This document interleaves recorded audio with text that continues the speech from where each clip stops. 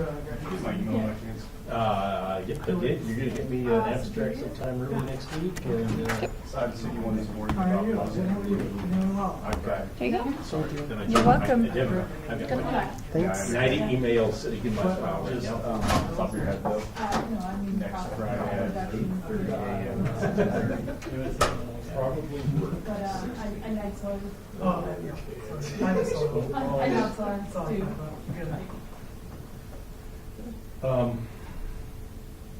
You can leave it out. Yeah, you can. But you need crops that can grow. Exactly.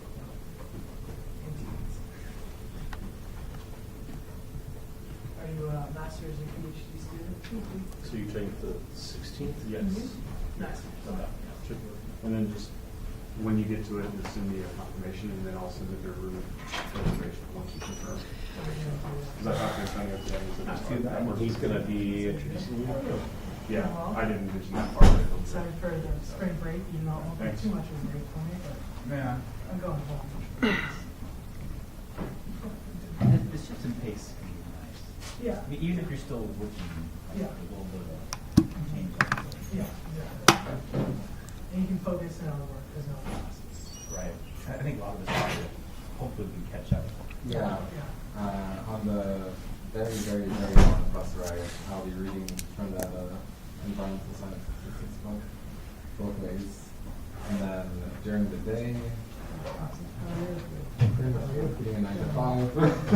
I'm going to be online the whole time. We go there, it's book. What's her name? Your haircut. Aldrin. Is it Aldrin? Oh, yeah, Webster. Yeah, sure. And then, so I'll be online the whole time. So No. I do, when I'm online, I'm working. If I'm not online, I'm not working. Still free to meet tomorrow. Yeah, I'm not worried about that, just worried about the product. How soon do you think you'll be able to graduate? 2020. I'm gonna visit It is the last. I mean, but I hope that I can finish it before that. But I don't think so.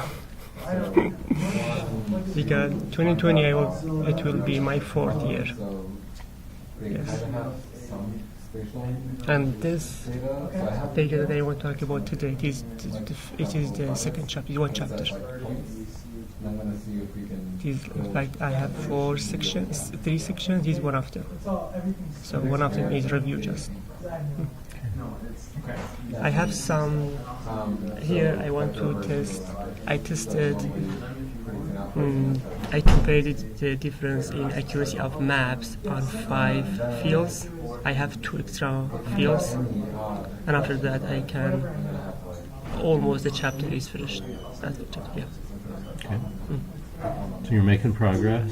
How's your classwork going? You about half done? or- Yes, next semester I have 2 more courses. I will be done with courses. And then take your prelims after that? Is that I think I want to do that this summer. this summer? Not written prelim, not oral. Or Oral will be, yes, maybe next year. Yeah. But this summer it is written. okay. Hard to explain more, you best find out if you're working on it, find out what. Really? But I'm not doing anything like directly back to the Yeah. Okay. Yeah.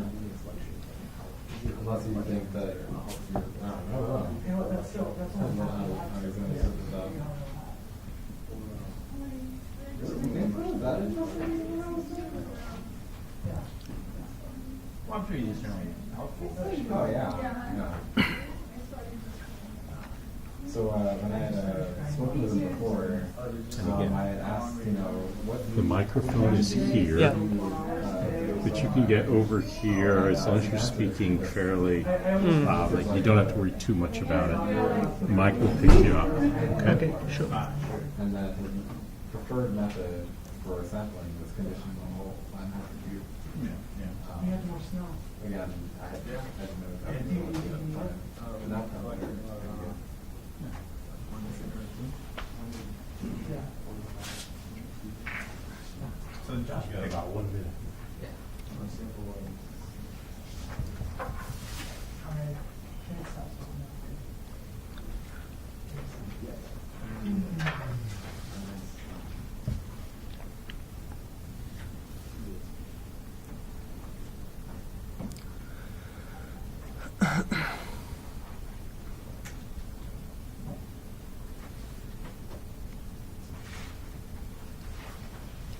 All right.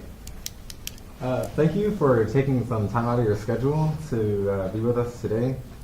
Yones Khaledian is part of the Geospatial Lab for Soil Informatics here at Iowa State University Department of Agronomy.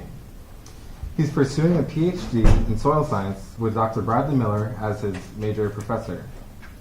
Yones earned his Bachelor's of Science at Tabriz University, Iran, studying soil science.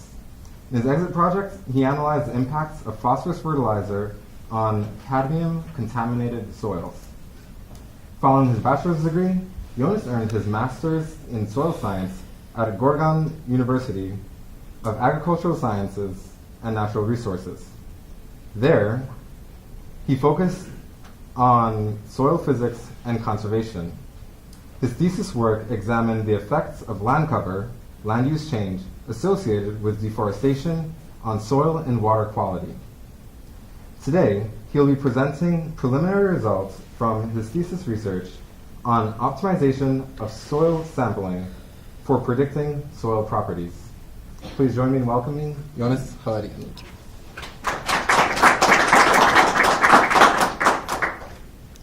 Good afternoon. Today I want to briefly talk about my research regarding sample optimization in soil mapping. When you want to make map, the first question would come on your mind is how many samples do you need to take in order to provide an accurate map? The main purpose of this research is to compare the accuracy of maps in different sampling densities in multiple fields. In fact, I want to see how accuracy of soil organic carbon maps are changing when I tested in different sample densities in different sample strategies.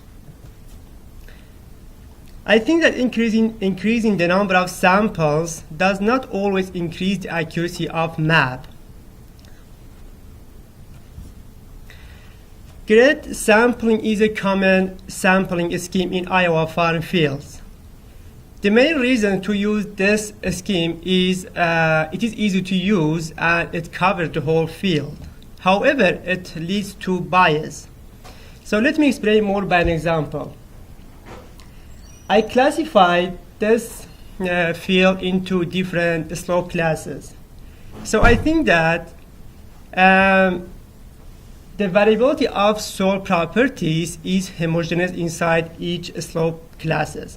So based on grid sampling strategies, if you use grid sampling, you will take 5 samples in the biggest slope class, but based on my strategy, you don't need to cover the area of the field. So, for example, if you want to take 12 samples, here I have 6 slope classes. So if you take 2 samples per each class, you can cover the variability of the field. The main reason to take soil sample to make maps is to cover the variability of the field, not to cover the area of the field. So if you use grid sampling in the biggest polygon, in the biggest slope class, you have to take 5 samples. But based on stratified, 2 samples can be enough. So 3 samples here are redundant. We can call redundant samples. Another problem about grid sampling is about this slope class. If you implement grid sampling, you will miss some information in that area. But based on stratified, you have to take samples in that area to cover the variability of the landscape. When scientists use grid sampling, it is supposed that excuse me, they don't have any prior knowledge of the field. So when we have access to LiDAR data, for example, we can make some maps like slope, like curvature, so we can predict which part of the field explain the variability of the landscape, and we can take sample based on maps. So by this, by using LiDAR, for example, we don't have to use grid sampling strategy. In this study, I just selected soil organic carbon as a target variable. I just wanted to select an important soil properties to estimate to estimate. Soil organic carbon is a fundamental part of the soil ecosystem that affects on soil physical, chemical, and biological properties. Since the early 20th century, selecting an appropriate location to take sample in order to provide an accurate maps plays an important role for soil mappers. In general, there are three types of soil sampling strategies: grid, random, and stratified. Each comes with unique advantages and disadvantages. So a replacement sampling strategy can be useful to overcome drawbacks of this existing sampling strategies. In this slide, I listed the predictor that I use to estimate soil organic carbon. In the first column, you can see a list of predictors. In the second one, I showed the software that I use to make this predictors, and the last column shows the analysis scale, range of analysis scale, and I will explain about analysis scale in next slides.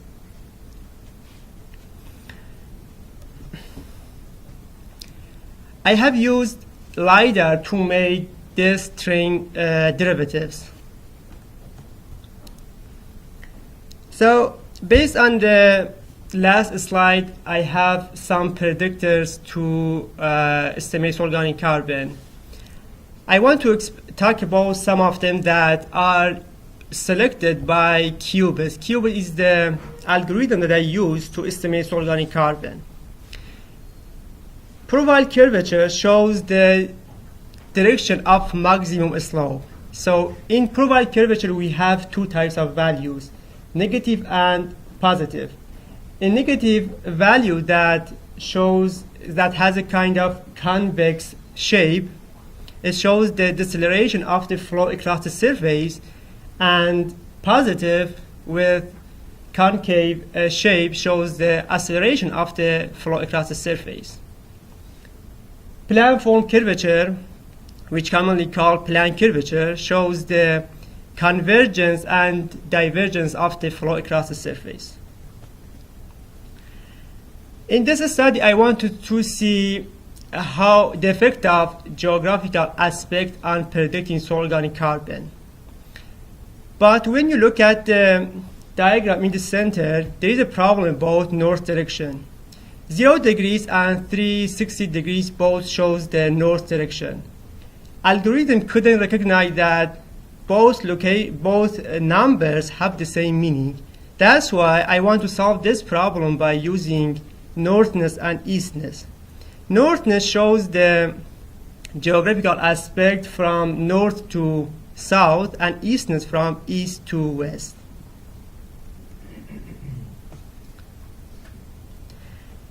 What is analysis scale? If you want to calculate a slope in this cell marked by the X, you need a window. To make train delivered features, I used a slope. I used them with 3-meter resolution. So the window here is 3 by 3. So the slope would be 9-meter analysis scale. I can extend the window 5 by 5 to get larger analysis scale, and I can extend it more to get larger analysis scale. A small analysis scale consider local patterns, and larger pick up larger landscape patterns. I know it is difficult to understand this analysis scale. That's why I want to give another example that is very simple to see how analysis scale works. So if you look at this beautiful Iranian carpet in the left side, you can see a pattern, but when you look closer, very close, you can see another pattern in the right side. Larger analysis scale picks up the big picture, and a small one picks up the small pattern. What we can see in a small analysis scale, we cannot see in larger one, and inverse.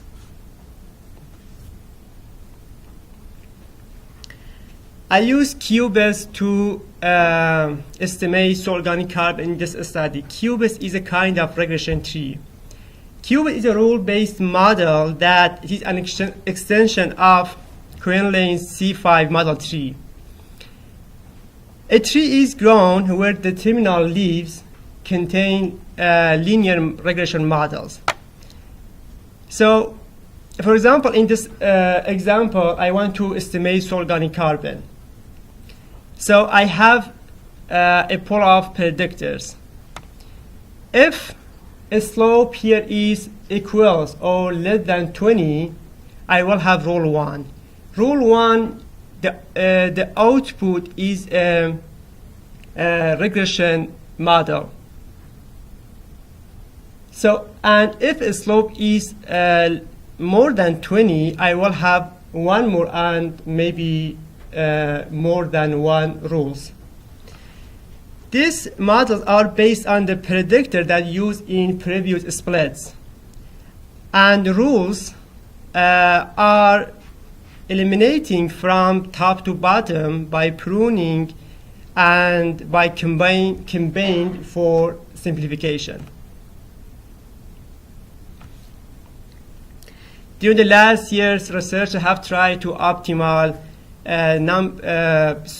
sampling strategies. So, but there are still some issues about these studies.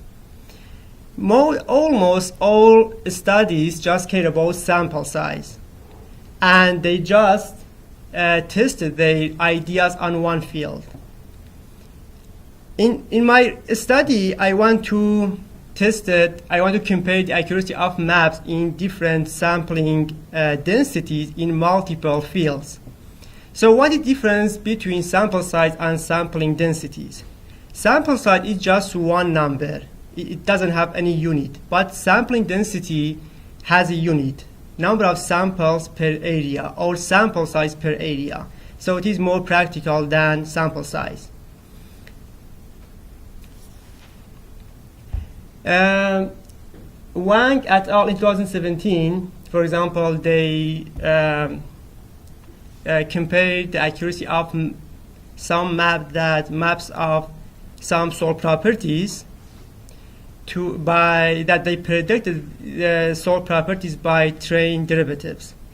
They concluded that 40 samples out of 70 can be enough to estimate soil properties. And they emphasize that this result is just useful for that field study. Dominic et al. In 2017 in Argentina, they solved a part of the problem. I mean that they tested their ideas on multiple fields, but they still look at sample size, not sampling densities. Dominic, they concluded that 30% of the samples can be enough to make a map with high quality. So in this study, I want to see that how sampling density affect on how when I change the sampling density, how accuracy of maps increase or decreasing. In fact, I want to solve the problem that some studies they are faced with. I mean that they don't care about, they don't consider sampling density. They just look at sample size that is not practical in real. In this study, I tested the difference between accuracy of maps in multiple fields. 4 of them located in Iowa, and 1 of them is located in Germany. The original sampling density in Iowa is around 2 samples per hectare, and in Germany it is 20 samples per hectare. This slide shows the location of the fields. So as you can see, the original sampling strategy in all fields are grid. Method. So as I mentioned in the last table, sampling density in different landscape, different fields are different. So in order to get a specific, to be able to compare the fields, I create a subset of different sampling densities to be able to compare the fields with each other. So I made 4 types of sampling densities: 2 samples per hectare, 1.5, 1, and 0.5 sample per hectare. I create different sampling strategies: grid, random, and stratified. The original sampling density, strategy is grid. In order to get random sampling strategy, I use select a random comment in ArcGIS to make random strategy, and for stratified, I classify the fields based on slope classes. And I intersected points with train derivatives. And I removed unimportant predictors by lasso regression for simplification and to avoid collinearity or overfitting. So as I showed in the table, first table, I use a wide range of analysis scale. In this study, I had around 400 predictors. So I had to eliminate unimportant variables or predictors by lasso. I estimated organic carbon by CUBIST in order to see the variance of the model. I did run each time 50 times for each sampling density.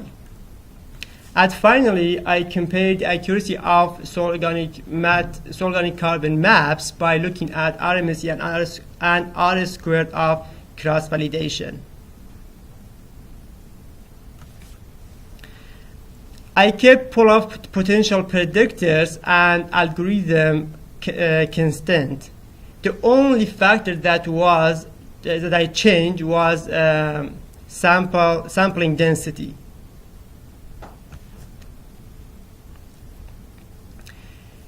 This slide shows a summary of my result. Y-axis shows the R squared, X-axis shows the sampling density, and box plot with red color shows the result of random sampling strategy, and stratified. The green one shows the stratified sampling strategy. So let me start with the result of Ada Hayden. So by moving from larger sampling density, 2 samples per hectare, to 0.5 samples per hectare, 2 samples per hectare to 1 sample per hectare, the accuracy increased by decreasing the number of samples. The main reason, so I can see a very similar pattern in both fields and in both sampling strategies. The main reason can be As I said, the sampling strategy at the Hayden is nested grid. So when I decrease the number of sample, density in the nested area decreased. That's why accuracy increased. But when I look at the smallest sampling density, the accuracy decreased remarkably in comparison with other sampling densities. The story in Kogel and Swart is totally different. By moving from larger sampling densities to a smaller one, the accuracy goes like, the trend is like a flat, and after that decreased remarkably. About Kogel, the accuracy in sample density equals 1.5 samples per hectare, and 2 samples per hectare are very similar to each other. That's why we can conclude that if I decrease sampling density by half, we can have very similar results. And after that, the accuracy decreased. In Swart, the accuracy of maps in sampling density 2 samples per hectare and 1 sample per hectare are very similar to each other. That's why I can say if I decrease number of samples per area by 100%, I can have very similar results. The last field is Zalk, or in Germany. As I said, the ordinal sampling density in Germany is 20 samples per hectare. To get these substuff sampling densities, I had to eliminate lots of samples. So in sample density equals 2 samples per hectare, I just have 10 samples, and in other I have less than 10 samples. With 10 samples, it is not possible to make an accurate map. So I can say here that if you want to make a good map, we should look at sampling density along with sample size.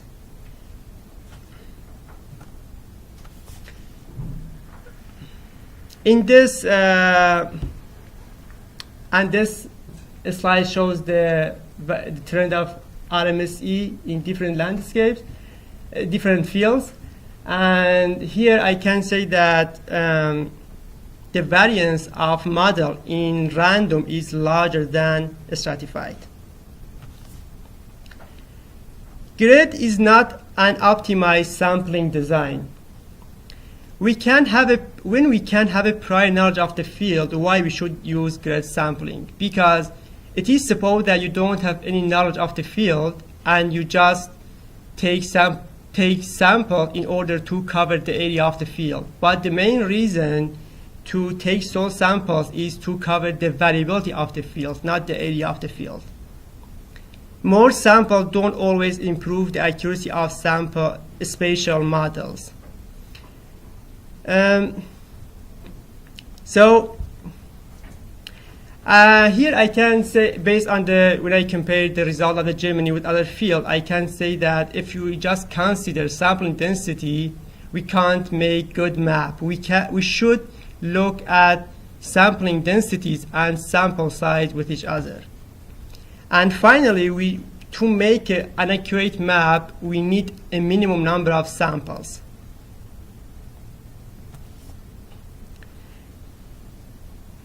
Sampling by a slope gradient proved more useful than random, but it wasn't as effective as it could be. I stratified the field based on slope classes, and I take samples. I selected the same number of samples per each slope class. But the result is not what I expected. The result of the stratified is better than random, but there is some noise that I couldn't explain, and I don't have an reasonable explanation for them. That's why in the future I want to stratify these fields based on heliotrope positions. If you look at the slope in summit and toe slope positions, the slopes are very similar to each other, but the variability of soil properties are totally different. That's why I want to stratify these fields based on heliotrope positions to have maybe better results and explain the noise that I can see right now in my results. I want to thank you, Dr. Bradley Miller, to give me this chance to test my idea and give me a big, huge data set, and Leibniz Central Agricultural Landscape Research in Germany, Iowa Soybean Associations, Sky Wells, and Dr. Liebers for their data set, and Daniel for help me to prepare my slides.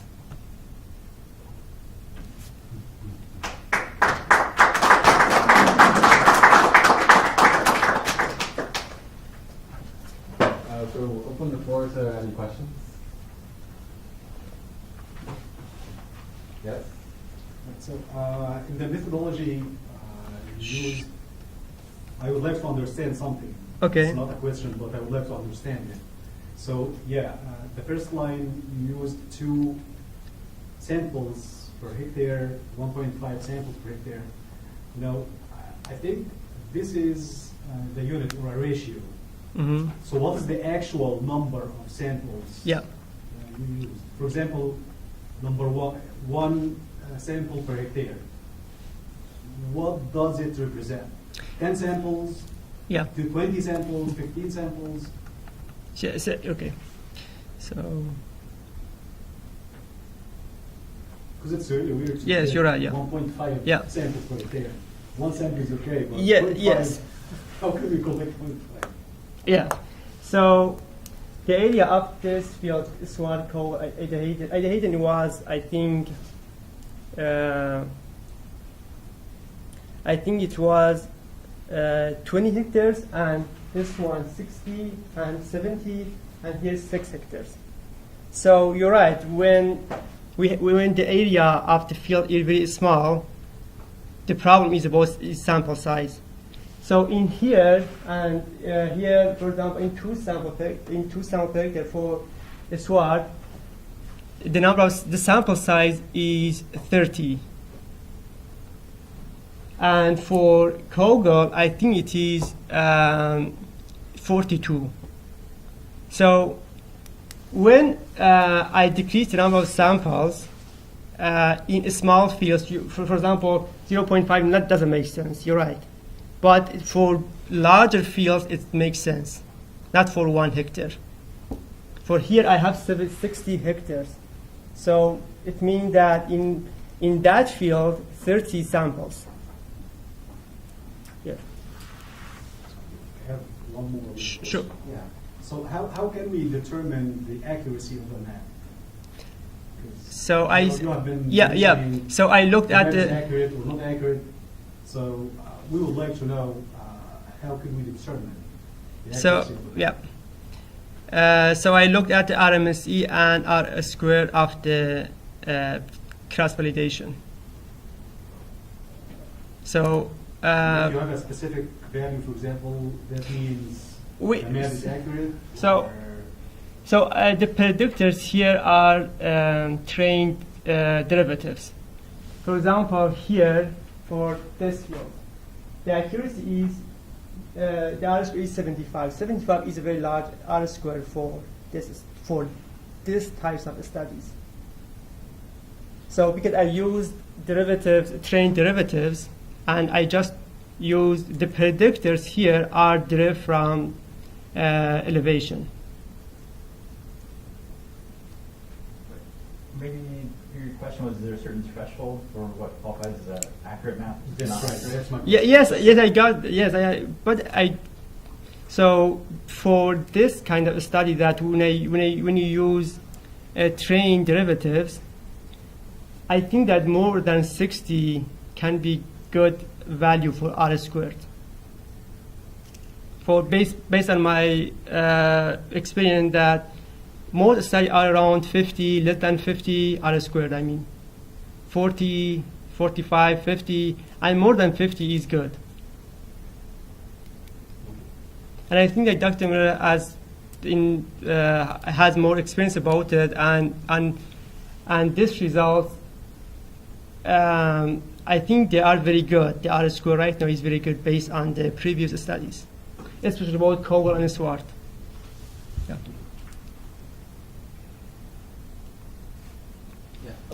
Sure.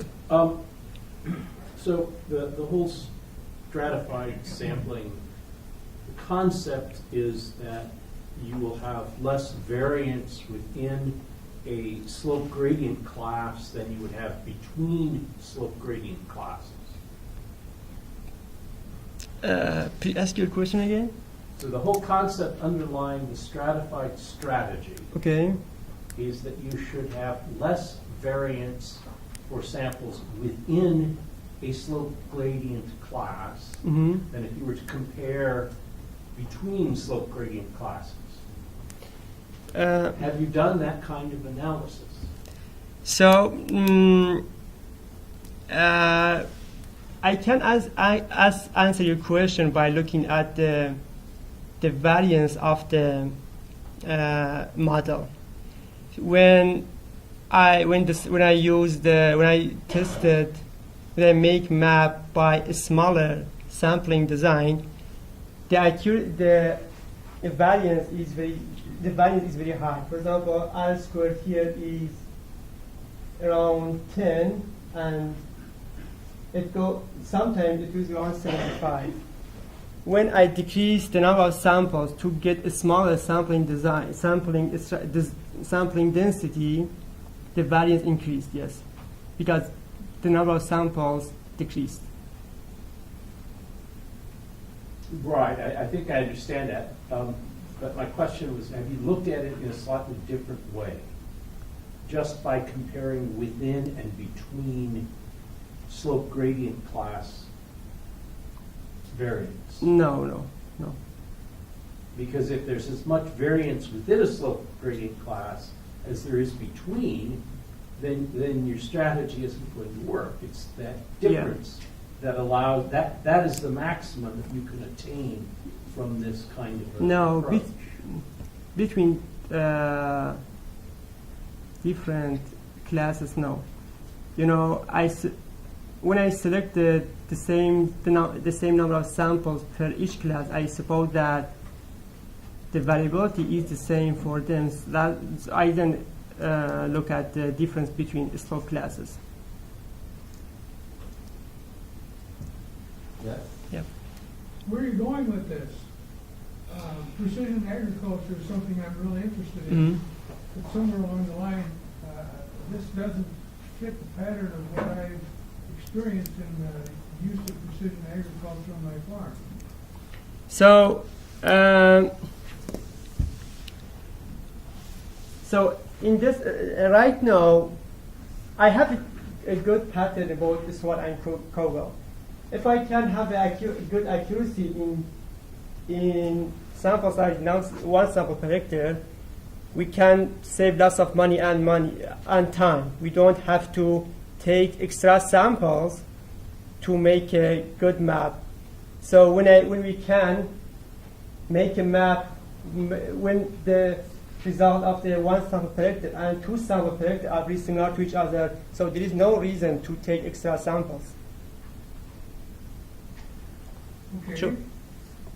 Building upon that, some of the new technology that's available to production agriculture in the world today, you're going to collect probably 1,000 numbers in the course of one field. And are they going to be consistent from one year to the next?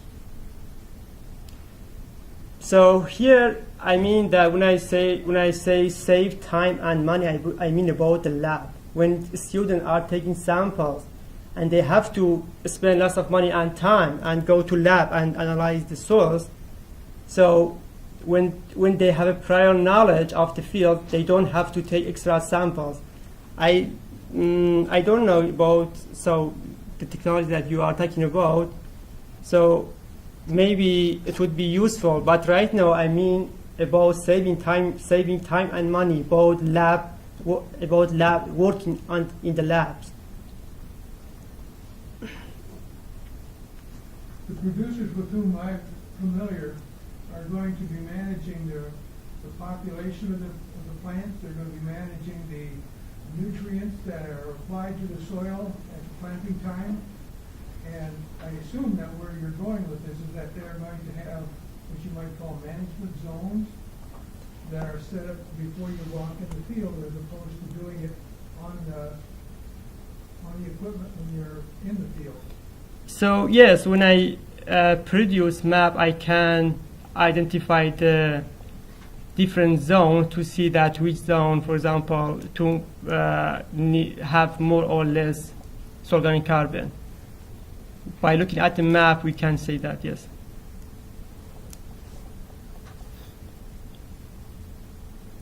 Thank you.